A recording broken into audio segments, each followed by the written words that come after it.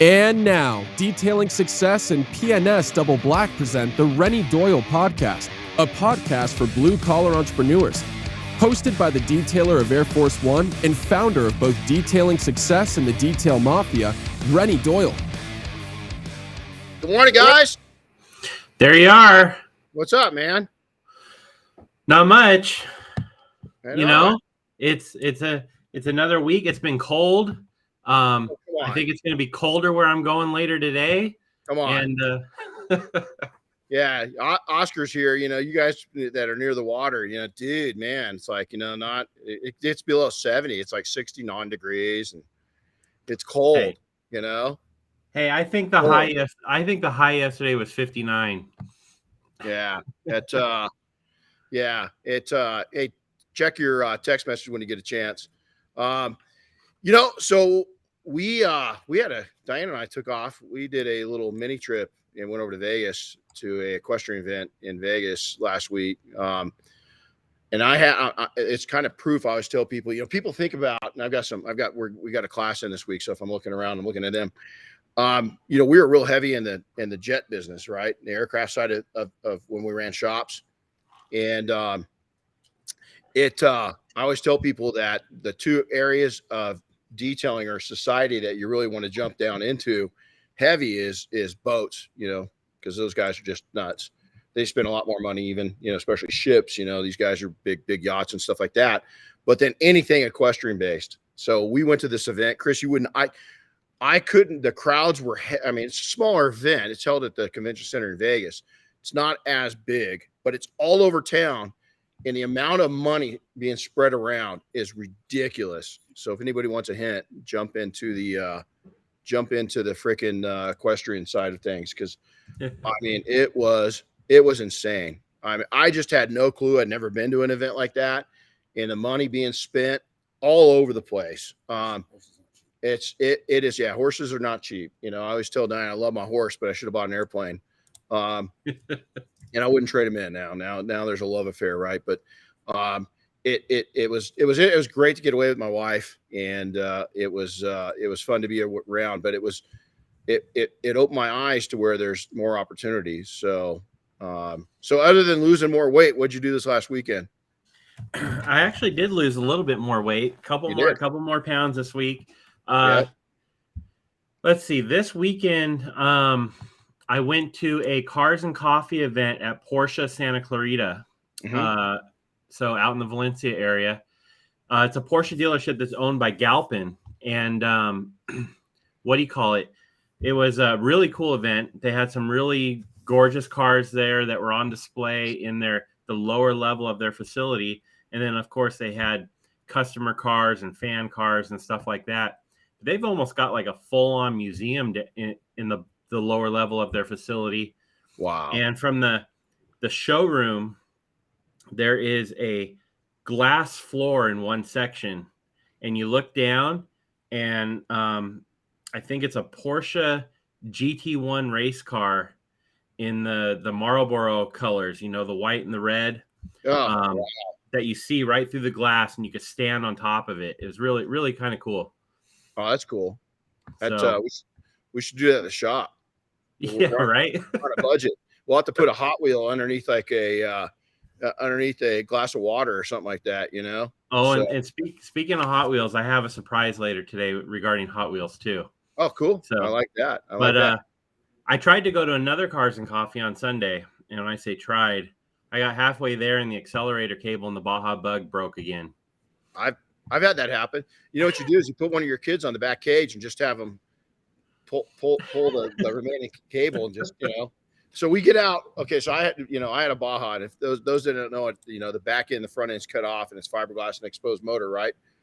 And we were out screwing around in my Baja, and I came off the sand dune, and it landed, and it snapped the cable. So I talked one of my really good friends into sitting on the back roll cage near the engine and throttling it while I drove home.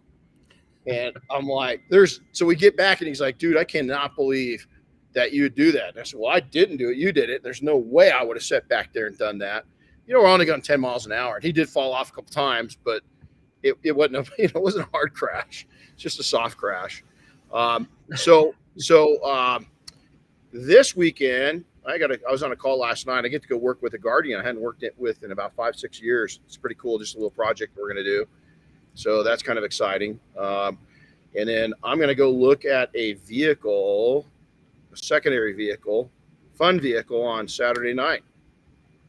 So yeah, I found something interesting. So see what happens. We got a friend of a friend that told us about it, and it's not a bad deal. We got all the history on it and stuff like that. So we'll see where it goes, see where it goes. So I'm trying to keep my truck just for overlanding. I don't want to take the camper off all the time. That way we go out more, and really have fun more. And so we're trying to, that's kind of the idea. So it's something fun to drive around in and so forth. But so I mentioned that we've got a Class 5-day. Oscar got here, which is the coordinator for the Mafia now. And it's going to be fun with him here today, and then bringing all of you guys up to speed on what the Mafia is and different assets we've got and opportunities within the Mafia. So it's really cool to have that. In the meantime, I want you guys head on over here and introduce yourself and say your name, where you're from, and a little message you want to say hi to your kids, type thing. So come on over, everybody. Get over here. I'll step out of the way real quick. Jump up there. Get in there, guys. Jeez. Don't be camera shy. Come on, everybody. Everybody wants. They are detailers, and so we act, and we've got. And I can't even say it right. Come on, we're still missing at least. I know. Get in there. Get in close. You got to get like you like each other. Okay. There you go. Okay. So introduce yourselves right here. Go for it. My name's Chris from Sacramento. Call me Tubbs. He's here interning, doing a great job this week. So the 50-pound brain. This is the 50-pound brain. Hey guys, Michael Hill from Lawrenceville, Georgia, Mafia member up here, training with these guys, doing Mafia stuff. Great time up here. Yeah, and again, another. So intern and mentor. So we call him a senior, laying down some wisdom. So this dude's a smart dude, man. Go for it, guys. Come on in. Hello, everyone. My name is Romero Torres, and I'm from Oakland, California. Cool to have you here. Hey, what's going on, guys? Jared Klassen from Columbus, Georgia. I'm the owner of JJ Squeaky Clean Mobile Detailing. Right on. Good to have you, man. Hey, guys. Ryan Ray from Columbus, Georgia. I operate and manage JJ Squeaky Clean. Okay, Brian, come on in. Get in here. Sorry, One more. Yeah. Hey, Brian Crosby, Detailing out of Atlanta, Georgia. Hey. There you go. All right. Have a seat, guys. All right, let's jump into this and get going. And real quick, that's our this is our last class of the year. I know. It's been a busy year. We got to do 15 of these 5-day classes this year, which I think is probably, it's a record since I've been around. Yeah. With 4 students in each class, that's 60 pros that have come through and done this with us this year, which is pretty cool. And if you look at, I go back over them, December's always a special class because I love December. It's my favorite month. And these guys have lived right up to that, right up to that scope of just having fun and being involved in it and wanting to go. And it's cool to see people that you look back at a year ago and people that came in January and see them growing, and watching these guys all take directions from what they've learned, on and stuff like that. So it's an honor, man. It's a real honor. And, it's Romero, just to be, we met, how many times have we been around each other, and you're here, it's an honor, we got a 21-year-old, young, right? Ryan's killing it. And then we've got Brian and I, in a whole different generation, and it's just cool to see all the way from young eyes to wise eyes. Cause I don't call them, you're young eyes, you're new eyes and wise eyes of things that get on there. And just because you're young doesn't mean you can't be wise. Just because you're old doesn't mean you are wise. Always remember that. So, hey, let's jump in this. It's going to be a lot of fun. And this is, what's your morning input? And I'd love to have Chris, why don't you go in and kind of share where this come from? Because it really came from a Mafia member stating something that kind of resonated with us. Yeah. So, well, first of all, it just dawned on me that if you jumped on this podcast this morning, your morning input is more on the right track, right? It's kind of our point this morning. But what's your morning input? What's it's what fills your brain the first thing in the day. So Adam Garvin in the Detail Mafia, I believe, brought this up with Renny, and average people start their day on social media, probably sitting on the toilet with their phone first thing in the morning, right? That kind of thing. But successful people get a head start by learning and looking at all the things that are going to make them money first thing in the morning. Absolutely. And it's for what it's worth. I'm going to share what my mornings look like, and I hope to leave an impact on people. Is that I've through my 5 decades on the planet, 5+ decades on the planet, is I've learned some things, especially when you look back at a simpler time. Is what social media has done for us is incredible, but also what social media has done for us is really disruptive. And so is I want to go over the things and the habits that I've built, and every year seem to define those more and more. One of the biggest things I've learned this year, take away from this year, is living in the moment. I've I won't say mastered it, but I am closer to being a master of living in the moment than I've ever been in my entire life. I did a great job of this in my 20s, and then it kind of slipped away. I got a little serious. The 10-year-old boy was kind of lost, and now I'm back to that. And it doesn't mean I'm silly or I'm not responsible, for things. It just means that I'm not taking me so serious, and I just have my priorities in place. And when Adam said this last week, he says, listen, the average person's going to go be entertained. They're going to look at things for entertainment value. They're going to get stimulated. And he said, I go in and look at my now and my future. I go in and look at financials. I look at different things, and it just pinged something in my head. And so a lot of this is just coming from that. So Adam, thank you. The first thing I do is I always wake up early. Even a sleeping in for me this morning, I always have as a backup. I always like to say I wake up at 5 something. And so my backup alarm is 5:55. And it rarely goes off. I'm usually up. Now, the thing is, though, do I roll out of bed?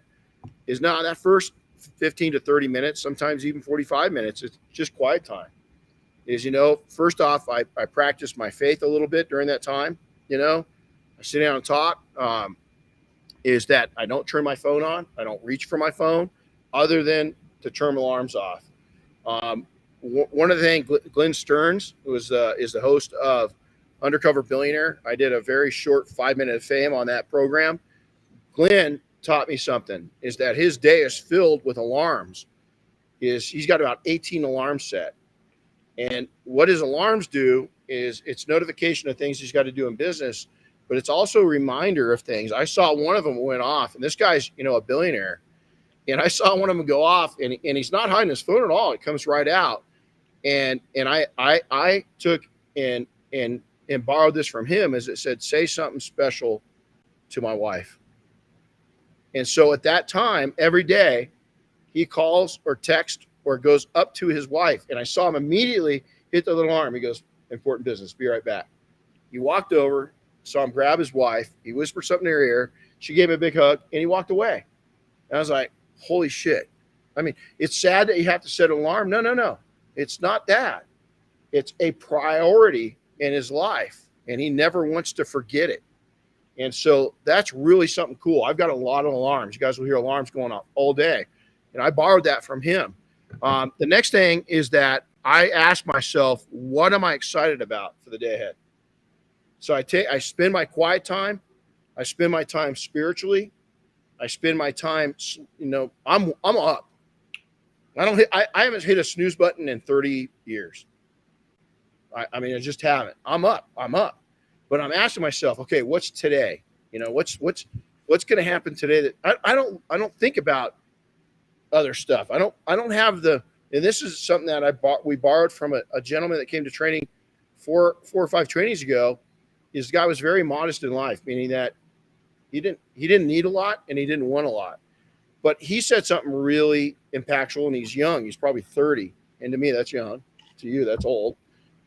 Looking at the 21-year-old. But he said something that was really special to me, and it stuck in my head, and I think about it almost every day. I do not allow unimportant things to occupy mental space in my head. I do not have the mental space capacity for nonsense. And this guy, this is how hardcore this guy was. He had a career, he was doing well, but he says, I was buying into society's bullshit on debt, and I was just working to get by. And he says, he went homeless for 3 years. He went and bought a new car, and he literally lived in his car, and he'd go to the gym and work out and shower. And he said, the reason why is I wanted to set myself up financially to where I never had to work where I wanted to work. And I mean, that's freaking dead. I mean, that's hardcore. You know, he was young, really young. And what that did is set him up, you know, for future things that is coming down. Now, I'm not saying to go do that, but he faced his realities, and he was very comfortable being quiet in his head. A lot of people can't be quiet in their head. You can always see those people when they're freaking out. People are freaking out, and they have to constantly have noise around them. You know, those are people that aren't comfortable in their head. They don't have a silenced, comfortable mind. You know, doesn't mean anything's bad's going on. It just means they're not comfortable, and they probably need to get into themselves just a little bit. You know, that they need to be comfortable with themselves a little bit. That's what this is about, is becoming comfortable with being quiet, is being comfortable with taking in what you're allowing into your head and what you're putting out of your head. And so from there is I give thanks, not just, again, for my spiritual beliefs, but I give thanks mentally to the people that are important to me, the souls that are important to me, which doesn't mean just humans. I take great pride of, you know, we've got 5 dogs, you know, of enjoying the little moments, going out, catching them snoozing in weird positions, you know. And this morning I was out walking early and, you know, watching Boomer, 14 and a half years old, roll in the icy grass. Those simple little pleasures in life is learned. Those are actually the great pleasures in life. And I've become really, really comfortable with going back to that because I've always been that person, and I've returned to that person. I take and get inside myself and try to fix myself. I become a mechanic. So I start turning wrenches on the things that I'm not happy with in me. Maybe I said something to somebody. Maybe I acted a certain way. Maybe my original intent on something got distracted. It's not somebody else's fault. It's mine. And so I'm going to do some wrenching on that stuff and try to make it right in me. That's the only thing I can do. Even if people don't respond positively to that, I know I did my level best. I know that I took and tried, and I work on that every single day. I work on it every single day, but you've got to take and have that quiet time, right?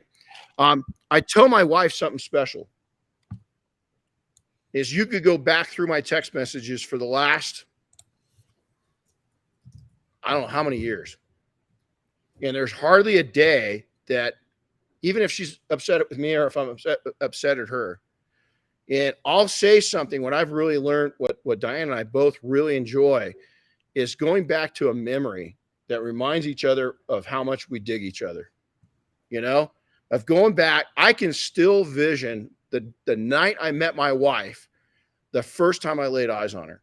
I've got a mental vision of her from that point, and I never let that vision go. You know, yesterday I found I read a lot, and I love history, you know, and I got my master's degree only because I was taking so many history classes that they called up and they go, hey, you've got so many credits towards religious history that you could get a master's in world theology. And I went, okay, you know, sounds good. Let's do it. And I found an article about remains, over 2,000-year-old remains they found that the couple was embracing each other. And they really don't know how it happened. But they died, and they were literally embracing each other. And I sent that to Diane, and I said, we're not ready to go here yet, but when I go, this is how, in my mind, this is our eternity. You know, is that we've through thick and thin. And it's really important that you've got somebody special in your life. It might be a parent, you know, for those that have parents left. It might be a friend, is that embrace them and tell them why they're special and remind them of cool things. My best friend, Rich, we've been friends since we were kids, is that we don't live in the past. We live in the current. He was 26 years Army. He could be anywhere in the world, man. And he'd come back home. We hadn't seen each other in 3 years. And we could start a conversation off right where we ended it. And it's still to this day. Thank goodness we see each other all the time now. But back in our youth, when that was happening, is we were so comfortable with our friendship. It just we didn't need to freaking talk every day. We knew each other were there. We kept each other in our prayers into doing the stuff that we did when we were younger, and especially him. And we moved on, but we always moved on together. And I think that's really important. I take and I recognize who I am. And I tell myself who I am. And on tough days, I remind myself, I have survived so much bullshit that this is easy. This is easy. And I remind myself that I'm a very capable individual. And your opinion of me has no bearing on my opinion of myself. Zero. Now, if I do something shitty, I've got good friends that will call me on the carpet. That's how you know a good friend. They will call you on the carpet. And they'll tell you when you do something. I own that shit, and it never goes away. Jim Gogan called me on something one day, and man, it never goes away. I talk about it to this day. That's probably 5 years ago. He called me on something. I'm still embarrassed by it that I acted like I did. But you know what? I let that go, but it's still there, so I don't do it again. And he was such a great friend that he brought it to my attention, and it was fixed right then and there. I didn't argue it. I owned it. I asked for his forgiveness and rectified the issue. And I corrected it, and I'll never do that again. Never. It was a real learning experience. I remind myself what I'm capable of. Capable of anything. The only thing that's going to hold me back is me. Another person cannot stop me. I'm going to share something my friend Brian shared with me yesterday, and I'm going to mention it right now. I hope you don't mind. Is I've never thought of it like this. Brian, I get teary-eyed because this is so freaking powerful. You come to a time in your life, and I don't know if I'll ever hit this, to where you're okay with where everything's at. I want more. Brian taught me that. More love, more freedom, more time, more business, more money. But money, did you see money wasn't at the front of that? I want more time. We trade this asset of time like it's freaking pennies. But yet, every single person has got the same amount of time in your day as anybody else. We came into this world not knowing what that time was going to involve, right? I've got some soldiers and a Marine in front of me. They've lost comrades. They've seen shit, right? They've seen people, injured. Here's the thing, is that we don't know when that expiration date. I say this all the time. So live every freaking day to the fullest. Don't be scared of that shit. It's Steve McQueen said it best. Chase life like mad. It's going to try to kill you anyway. Life's going to try to kill you. And one day it's going to be successful. Life's going to take you. So why not freaking go for it and have as much fun as you can, But I like that what Brian, and I will say this the rest of my life, and I'll give him credit for it. I want more. Because my more is not greedy more. Never has been, never will be. It won't be greedy more. Life assets. And unfortunately, life assets, we work for a reason. What's your reason? I ask myself that every day. My reason today is my whole existence this week is centered around not you guys, believe it or not, is my family still. The souls I love. But I got to take and sprinkle them in because my whole week is set up around you guys being here. It really is. I don't cut hours. I don't look at the clock and say we got to go. I don't look at the clock and say we can't come in that early. I say, let's go, And so I am built around doing that this week. And then from there on, when these gentlemen leave, they're going to make the decisions on how heavy they're going to commit themselves. It's up to them. We're going to make suggestions. You're going to make decisions. It's all we can do in life. So from there is I get a little bit of Mother Nature every day. I love being outside. I already took our 5 dogs. They all have to be walked, right? And especially our oldest dog. But it's pretty funny. I wish I could record. I should record myself one day when I take all 5 out at one time. That's really interesting because I got one leash that holds 3. I've got one dog that will behave herself, so she's not on one. And I got another leash that holds 1. And I've got an anti-tangle leash for this one. And it works pretty good, but it's not perfect. But well, I'll tell you what, you want to take and calm yourself down. I have new appreciation for dog walkers in like New York City. Can't even imagine, but my time outside is really important. And I'm out every single day. Before I walked in here today, I was out twice, from there is that I review my investments. I look at real estate every day. I get alerts, real estate alerts. I just posted some cool shit starting to happen, in the real. Sad for some people because they're going to get caught in a bad spot. And I feel bad. But the other realm of that is there's going to be people that do really well with that, and so there's some opportunities arising right now that people need to be paying attention to. I also look at my other investments. I don't have a ton of risky stock or anything. I've got pretty rock solid, and I got stoppers. I got everything. At my age, I don't take any wild chances. Is that really, I never did. I started investing when I was 20, and it was small little bites appropriate to my blue collar income, but it was small little bites over 30 years. And that's slowly built up, and built up. And I could have 2, 3, 4 times more, but I just didn't want to roll that dice. I wanted to take and be a little on the conservative side, but I was a lot more aggressive when I was in my 20s. A lot more aggressive when I was in my 30s. And then as I got to a certain point, I started pulling back on that aggressiveness and started taking and looking at the long-term options of that. That's it. And it's risk versus reward. And it's where I want to be. Now, I don't have millions of dollars invested, but I did in 2008. If you guys remember that, and because we might have these opportunities, and I didn't plan on talking about this, but the big automakers, the big 3 flew to DC. They wanted us, the people, to bail them out. They're in trouble.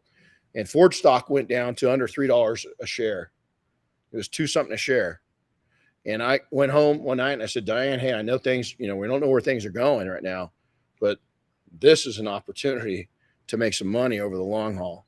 And we bought Ford stock at 2 something a share.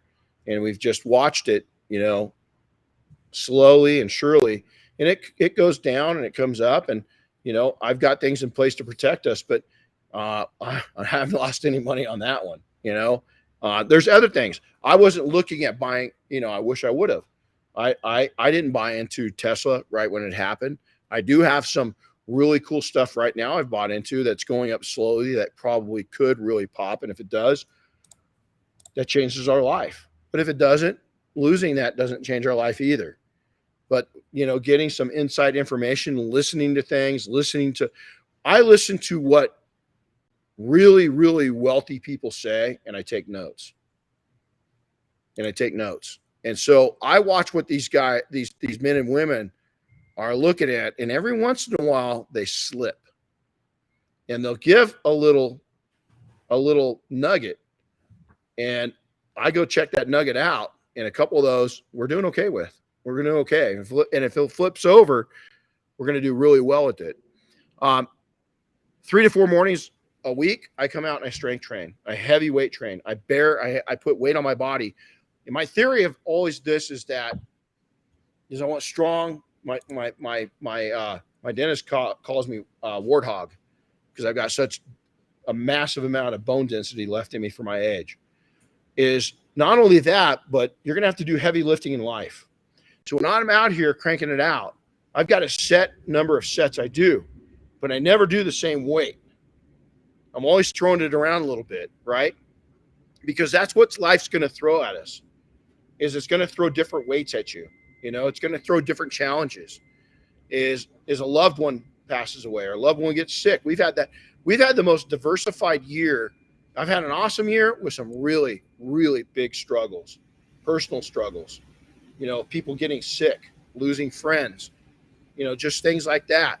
But on the same token, I'm so thankful because my daughter's okay that got sick. My brother made it through surgery. Diane made it through. She's in good shape. She had a really bad, horrific injury just 3.5 months ago. Really horrific. She could have been killed. And she's still healing from that. Almost 4 months in, she's still recovering from that. And I instead of looking at, oh my God, what could have happened, I look at what didn't happen, and how fortunate we are, and what lessons can we buy. And I bought her a inflatable vest to wear when we're riding now. Me too. So that if we do come off, is that poof, we've got a little protection there. It was a life lesson. I dream. What's possible? Because I can tell you this, there's so much more is possible than what I've done. Is I don't allow myself to dream near as big as I should. Is that I dream and then I vision that. How would it be? Sometimes I dream it, and then when I vision it, I went, oh my God, that's a nightmare. If I go down this road, that's not a dream, it's a nightmare. Because of the things, I don't want to overstress myself. I don't want to take and get myself stretched out too thin. I don't want to take time away from what Diane and I love to do. I don't want to take time away from lifting, from coming out and spending time in Mother Nature, to going and riding, to serving, to volunteering. All those things I don't want to take time away. So I ask myself, okay, this is a cool dream. Does this support my mission, or does it distract and take away from my mission? It might add money to it, but what's the cause and effect? Is it an easy income producer that doesn't take a lot of time, that can actually take some of my efforts and other things away and allow me more time? Because all these individuals sitting in front of me right now, is you've got the same time as everybody else, but yet somebody's bringing in $150, $200, $300, $400 an hour, and other people are barely making it. Why? It's usually because of their own disbelief in themselves. You're given things I learned this a long time ago. Things don't happen to you. They happen for you. All the struggles, all the downfalls, all the things that you've had to go through, they're happening to make you stronger and better. You've just got to get your eyes from looking down to looking forward. But here's the tough thing. While living in the moment and enjoying the life that you've got, the life that you've built. Music sets the tempo for me. I just love music. And it's funny because when I go on a business trip and we're at SEMA, is that, we're at SEMA, right? We get there. On the way there, we drive into SEMA. For those that don't know what SEMA is, go check it out. It's an automotive event. It's unreal. But when we're driving there, I'm cranking out my music. I'm setting the pace for the week, right? But really from that time on, there's not much time for music. So in the morning, it's precious time because we're up, we're going early, we're going hard. So I set that 20, 30 minutes of music time to myself, but then I've got to be really conscious of what Diane likes, because my mood that day might not match hers. So when I'm with Diane, I always play stuff that I know that she's going to enjoy. It's not going to annoy her, The other thing is I've learned this from Bob Phillips, is I'm an amped up person already. If I'm going in for today with you guys, it's an amped up day. Okay, amped up music, good. Set the pace, right? Bam, right off the gate. Set my tempo. But most of the days, I want to go in with a calm mind. And so I listen to some country music. I listen to a little funk. I listen to some ballads. I listen to stuff that's going to just ease my mind. And it makes a huge difference. So what I don't do is I want to share this with you. I don't ever think anything negative first thing in the morning. Never. I have trained myself to, it can't come into my mind. The second it does, I go feel something. I get active doing something where I can't think, so I can reset it. Simple as that. Is that I don't regret the day ahead. Never regret what you haven't experienced. Is even if you have a hard, we've had some big decisions in the last couple weeks around, our organization, one of our organizations. I did not allow that to set the tone for a day. I couldn't, because it will destroy you, absolutely destroy you. I don't allow others into my head. Is if we have somebody, and there's always going to be haters. There's always going to be people that don't know you that say shit, They don't even know you. Don't. As a matter of fact, if they're saying stuff and they don't know you, that shows you who they are and what they are. They don't know shit. They don't know shit. They're exactly that. They're trolls. They're just trolls. They have no bearing on my life whatsoever. They have no bearing on my business. They have no bearing on my marriage. They have no bearing on my kids. They have no bearing on my friendships. They have no bearing on my finances. They have no bearing in anything. So why are you letting them enter your head? Don't. No, they're there. People are going to think you're nuts. People are going to think that you're an idiot. They're going to think, because they don't speak the same language as you. They speak loser language. I don't speak loser language. Never have. Never will. And I'm going to tell you, the better you get at whatever your craft is, the better you get at it, and the more money you're making, and the more people like you, the more those trolls are going to come out after you.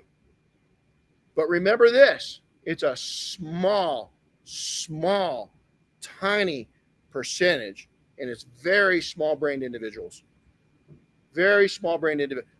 I don't let them get there. There's no way they're going to come in and take a part of my day up. No way. I don't rush in the morning. I get up earlier if I need more time so that I can relax and I can touch my wife as a young boy. So I can go out and walk my dogs. So I can take and have thoughts within me. So I can do a little reading. So I can come out here and work out. I don't rush. The other thing I do is I get plenty of sleep. There's days that I get 4 hours. There's days that I get 8. I'm an early riser. Go to bed earlier. Don't watch TV. Don't turn the thing on. It's easy. You need more sleep. I hear this. The military's done a lot of studies, and they're starting to. I see them starting to come around more and more, at least in the guard side of things. Lack of sleep creates a lot of problems. It's very unhealthy for you. And there are some very, very rare individuals that do not require as much sleep, but honestly, they do. Is that they just have trained their bodies. And I've seen one person that I watched that preaches no sleep.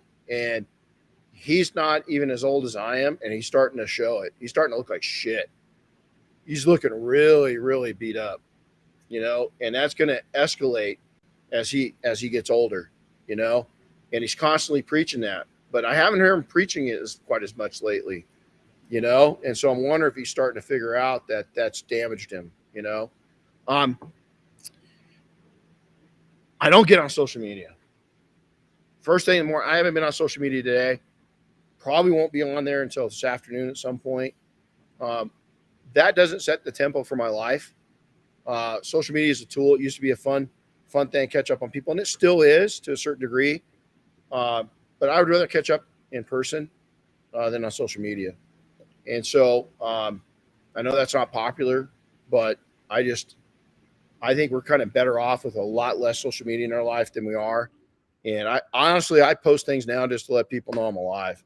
And we learned a valuable lesson in the last couple of weeks is that you've got to take, they're spin doctors, and you got to take, and as you become more known in your market and so forth, you got to put a little bit of your regular life up there, because all of a sudden people will start spinning stuff, so as you start to take and put things, my kids, for instance, they don't like to be involved on my side of the social media. And I realize that, so you don't see a lot. And if you see something with my youngest daughter that still lives at home, is I'm asking her for her permission, because she's a teenage girl, and there's things that she wants to put out there, and there's things that she doesn't. And I didn't understand that a couple of years ago, because I wasn't looking at it from their perspective. And the same with my wife. There's things that she wants out there and there's things that she doesn't. And so I've kind of gotten that down a little bit now. So my mood and mindset is only owned by me and me alone. If I'm in a grumpy mood, and ask yourself this, I'll ask for a nod of heads, no or yes. Can you sense when you're starting to, or when you either wake up grumpy or you're getting grumpy? And so you know what I've really found out, especially with Diane, is when I sense that, and I'm kind of almost like, it's almost like poking a tiger in the eye with her because she's a pretty serious person. So when I figure out that I'm being that way, I back off and I say, okay, how can I change my tempo? Because she's starting to match my energy, and that's bad, because she's going to outdo my energy, and I'm going to be saying I'm sorry. So I'll sit there and I'll say, okay. So I'll say, you know what, sweetheart, hey, thanks for being understanding. When I get like this, I get a little out, I'm trying to change it. Man, she flips back around and helps me get in a better mood right away. As soon as I own that shit, man, her energy goes from one of matching energies where we're going to duke it out to one of helpful energy that she's going to help me get my mind right, because I pulled my mind out of my butt. I stopped taking in and being negative. And I would say that's hard to do. It's really not. I wish I would have done it 20 years ago. It's really, really not. You just gotta own the shit. Recognize, as soon as you recognize it, change it. Even if you don't want to. There's days, I don't know about you guys, but there's days I just want to be grumpy. It's like, screw this. I feel like being an asshole. I'm going to pick fights. Man, that is not I don't want to be that way. So that's going into my head and just reversing things right now. Put it in reverse, get out of that freaking that's a bad cul-de-sac to go down. You're going to get trapped back into that thing, and it's just going to be a rabbit hole. And yeah. I don't know, because a dead end, I go down there and I just keep doing circles and just keep, wearing out the pavement. It's a road to, it's a road to an ass chewing for my wife. When I get like that, and everybody around you, they can sense when you're like that.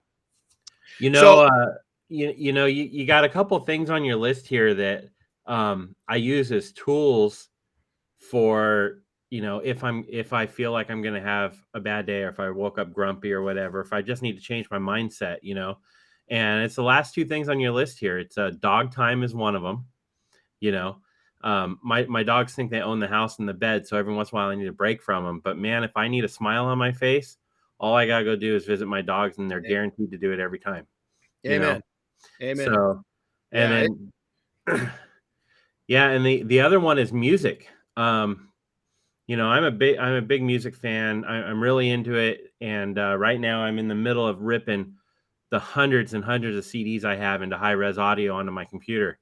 But what do you call it? If same thing, if I feel like I need a little something, I'll pop in something good. I'll turn it up a bit and have it change my day. Yeah.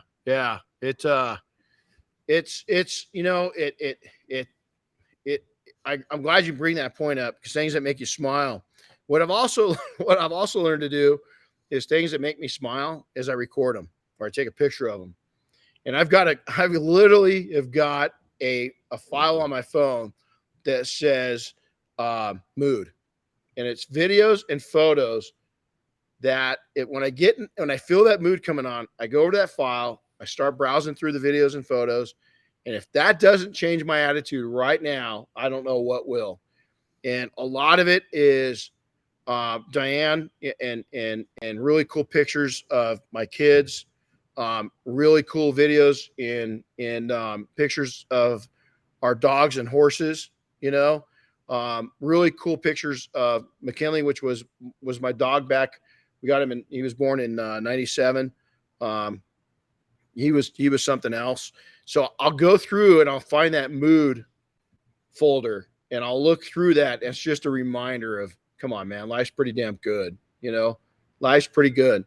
I was going through something. Oh God, this has been a bit ago. And I said, you know what? Walk out into your shop. I sat Indian style in the middle of my shop and I said, okay, Renny, tell me, why is life so bad? remind me again why life's so bad. And so, but Chris, you're right. That dog time, getting out, Rip, my horse, he knows my moods. And if I'm sad, he's screwing with me. The other day, I didn't tell you that, Chris, and then we'll get out of here, but this is kind of funny. So we give him oats and supplements every day, right? And Diane's horse is all neat and eating it. And my horse just gets in there. He's got it up his muzzle this far up his nose. It's everywhere. Well, he dropped something, got his salt rock. He knocked it. I was putting it up, knocked it down. Well, I bent down to pick it up, and he took his whole bucket, which is a little over a gallon of watery oats and vitamins and all this stuff. And when I got underneath him, he hit it and he spilt the whole thing. I had oats and it's cold outside. I just had it all over. So I'm down there and I went, "Are you kidding me?" And he starts eating it off my head. And at that second, I was sitting there and I could feel his tongue. And I'm sitting here and I said, you can't plan these things. I'm sitting here. He just dumped it all over me. I was kind of in a grumpy mood, and he's licking it off my head, and it just made me laugh for a second. Yeah, I had to laugh at myself. And so, yeah, they'll do that for you. So, we got some cool events coming up, especially, the end of the year, right? So, Chris, you want to kind of let's talk about the new event that we're launching next Saturday up in Hayward, California. Yeah, a little housekeeping here. So next Saturday, the 17th, so a week from this Saturday, we're doing something new called Coffee, Coatings, and Profits. So up there at Hayward, it's about maybe a 3-hour morning event, something where detailers can get together, and we're going to talk a little shop, a little business, and mostly how to become more profitable with your coatings, So that's something new. We've got others of those planned for January out here in SoCal, and there's a handful of other dates I'm working on for some other ones. Let's see, what would that be? Late January, early February, the day after Mobile Tech or whatever. We're going to do one in Florida with William Lara at his shop. So wherever we're at, we're going to try and put something on this on. So that's on the 17th. And then a couple days later on the 19th down here in Corona, California, we're doing Christmas with Renny at Uber Detail. Just kind of a fun get together. It's a way for Uber to say thank you to their customers. And, we're going to have dinner, more networking with other detailers, a visit from Santa, all that kind of stuff. So kids are welcome. And, those are the two coming up before Christmas. Times and everything, guys. Real easy just to check our social media for those. The link in the bio of our Instagram has all the details as well as links to tickets, because we do require an RSVP for that stuff just so we can get a good head count. And I think that covers those. Those are really expensive events. They're free. They're free. We want everybody there. Yeah. Well, actually, I'll be honest. The Uber one is not free, but it's pretty much free. Right. Yeah. We're doing $5 a head on that, but everybody gets a free bottle of bead maker. So it's really just a way to get your commitment and solid RSVP, because catering some food and all that, we want to make sure we plan right. So we've got this is I'm going to leak this out. We've got a really cool new event that we're going to start here in Southern California early in the new year, all based around tools. Is that we're going to take and host events all over Southern California. And again, if we're somewhere, we'll host one somewhere. That one's going to be a little more challenging, but we've got every tool known to mankind. And so we're going to host these events where you can come in and we're going to openly discuss the key benefits and features of each manufacturer's tools. Because we all get to go and hear the sales pitch from the tool companies, but this is a good time for you to get all tools in your hands and figure out what's my favorite, the one that you like. And so it would be a great time for you guys to kind of do a test drive of all the makes and models and see what you like. And so, and the key benefits and what I like about, there's not a tool I hate. There's just not a tool I hate. There's a benefit to every single one of them. And so we're going to take an opportunity that we've worked with on a very positive note and really shine some light on all the manufacturers and what a great job they're doing for us right now, providing some amazing tools. I've never in my career, never seen tools at the level they are right now. Products, the same thing. But we're going to start out with tools and bring everybody in on that. And so a really good time. And then Chris, our classes are already, we're already booking into March and April for next year. Yep. For our 5 days. And then we'll be announcing dates for our 1 days all over the country. That's right. And so we're working on that one. Little revamp to that program coming this year. Yep. So a lot of fun, a lot of opportunities. So, hey, I hope this helps. Start your morning out right every day, guys. And I think it's a key factor that a lot of people miss out on is their mornings. And I hope this gives you a little nugget somewhere in there. One thing that you can put into your life that will make a difference. This is made up of a lot of things. This just isn't me.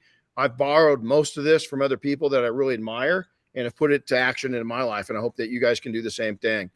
And so with that, have a powerful week. We'll see you next week. We'll be back on.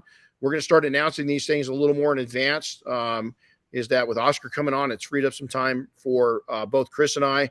And so you're going to see some really cool podcasts coming at you. As always, we love to hear from you. Renny at detailingsuccess.com, Chris at detailingsuccess.com. Reach out to us. We love to hear your comments, and especially when we make an impact in your life and your business. So take care, man. Chris, we'll see you up here this afternoon, and we'll see you all next time. Go out and live a great life, guys. We'll see you soon. Thanks for listening to the Renny Doyle podcast, brought to you by Detailing Success and PNS Double Black. Listen to new episodes weekly, and be sure to subscribe on Apple Podcasts, Spotify, or wherever you get your favorite podcasts. And don't forget to share with your friends and colleagues.